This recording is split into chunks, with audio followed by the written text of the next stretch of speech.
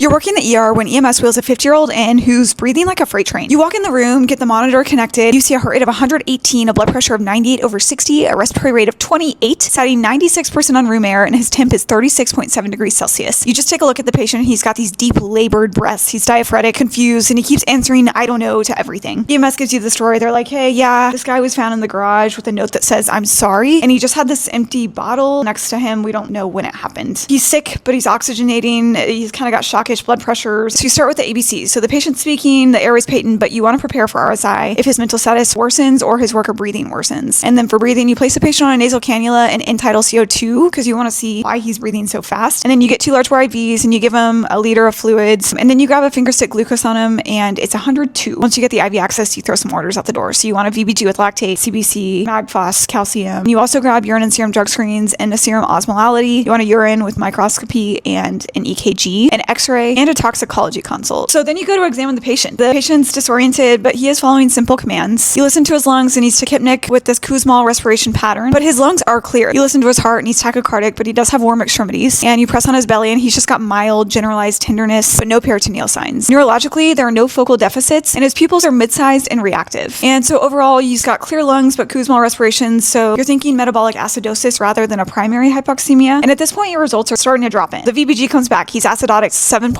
His PCO2 is 20. And his bicarb is 6. So you're thinking primary metabolic acidosis with respiratory compensation. And on your VBG, he has a lactate of 9. His CMP comes back and his sodium is 140, K is 4.9, his chloride is 100, his bicarb is 6, and his creatinine is 1.8, so a little AKI maybe, but he does have an anion gap. It's 34. And then you get your measured serum osm back. It's 340. And you calculate your osms because you're a really good doctor. And your calculated osm is 292. So he does have an osmolar gap of 48, which is elevated. Your urine comes back and it's showing calcium oxalate crystals. Your EKG shows sinus tach, but no ischemia, and your QTC is mildly elevated. But so far, you're thinking about a triad of a high anion gap, an elevated osmolar gap, and oxalate crystals. This behaves a lot like ethylene glycol, otherwise known as antifreeze toxicity. And then they also have an elevated osmolar gap early on, but it can normalize as it's metabolized while the anion gap worsens. It also could be methanol. They also have an anion gap, an osmolar gap, but they have visual symptoms, which is from basal ganglia lesions. So that's great. You solved the mystery, but how do you treat this patient? Fomepizole, 15 mg per kg IV loading, and then 10 mg per kg every 12 hours, and then after 48 hours, 15 mg per kg every 12 hours. And this blocks alcohol dehydrogenase so that we stop making the bad acids, the glycolate or the oxalate. Then you can give sodium bicarb, but the pH is less than 7.2, or there's a severe anion gap acidosis, and you can start an infusion targeting the pH to greater than 7.3, or just give it amps. You can give thiamine 100 milligrams IV and pyridoxine 50 milligrams IV. These are cofactors to shunt metabolism. Give calcium only if they're symptomatic with hypocalcemia like tetany or arrhythmias, but otherwise avoid chasing the calcium that's binding the oxalate. And then consider calling a